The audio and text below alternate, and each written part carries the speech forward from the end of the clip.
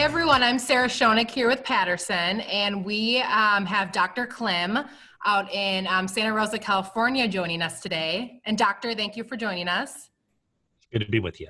Yeah, and today we are going to talk about CAD-CAM technology, and we're going to do a little Q&A and kind of talk to Dr. Klim about, why he invested in CAD-CAM and really how it helped his practice grow. And so I'll just throw it over to you to kind of tell us a little bit about your history and how long you've been practicing dentistry.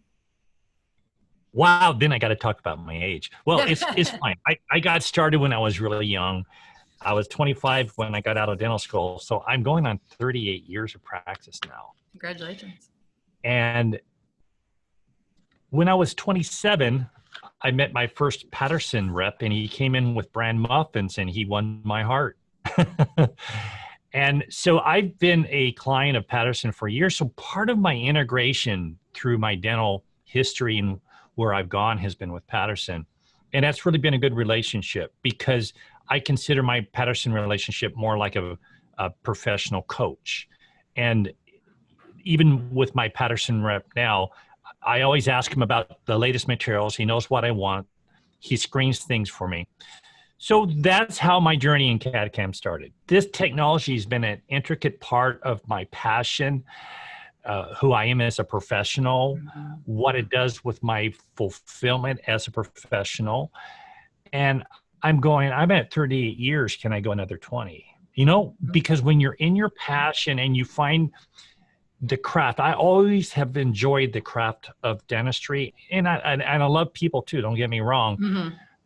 But the CAD-CAM and the digital platform gives me control. And so when I reflect on my journey and how I've evolved, I did an interview on Zoom this morning with a group back east, and what I shared, I said, it's actually a culture. So digital dentistry is a culture that transforms the whole office, and you think different about your profession. And when you think differently about your profession and how it impacts you as a person and builds that confidence, it's just a clinical flow and an office culture that is unbelievable. And that's my passion. My passion is to get that message out there and say, you can all have this and experience things in your profession that maybe you didn't know was possible. What's the opportunity to invest in it right now, kind of during this time? I'm going to step back for a moment because I was asked this question this morning and several times. Is like, it's expensive. I go, no, it's free. And what do I mean by that? Yeah. Well, if I reflect over 10 years, okay, and I adopted the technology. So over 10 years, it saved me in overhead 1.3 million. And sure, in that period of time, I probably invested maybe 350,000, and then products, maybe another 100,000 in products. So it didn't really cost me anything. But yet there's a big price tag on it. But it is probably the one thing in my career that didn't cost me anything. You pay for a chair, you pay for it, you pay for a new office. I've had 2 new offices in my career, and it's part of doing business. But the net return, and I didn't get it for the money saving. I got it for control. I got it because I enjoyed the craft of dentistry. And what I tell people this is that it's a huge price tag, but yet it's really not. The money is here because unless one can experience what it does for an office, there's tangible rate of returns and there's intangible rate of returns because it changes one as a person. Part of success is having passion and discipline to be the best we can be. And that is called momentum, right? So there's momentum factors that happen. I've done enough training with Sarah, and that's what I do part-time, actually half-time.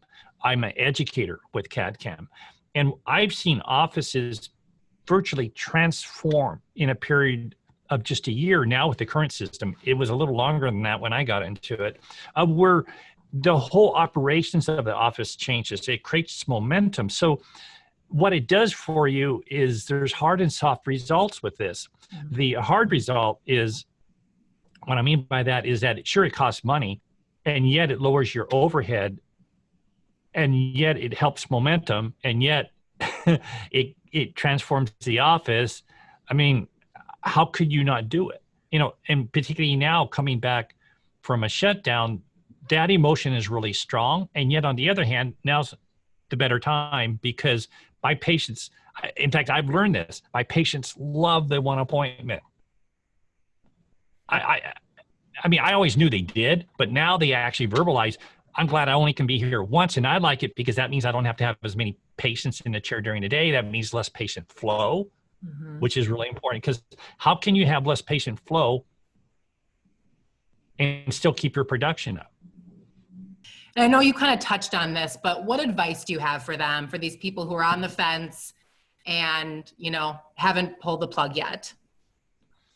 You know, Paul Homley shared a phrase with me a while back, and it's always had a good impact on me. And that is, you know, when you're chairside with a client, it's no different than my relationship with my patients. Number one is I want to create an environment that's safe and secure. Number two, I listen to what my patients' objectives are. I always call my patients clients, right?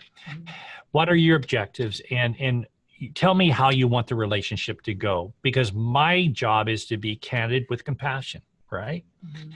And when I have that relationship with people, then we have a time of where when it's right for them, maybe they'll choose this. I mean, I had a lady come in this week, and she's been a patient for 10 years. And she says, I'm finally ready for my veneers. Well, she didn't feel pressured, and maybe it took her 10 years. There's always going to be a time when it's right for you. And I think a lot of it is understanding what it can do for you.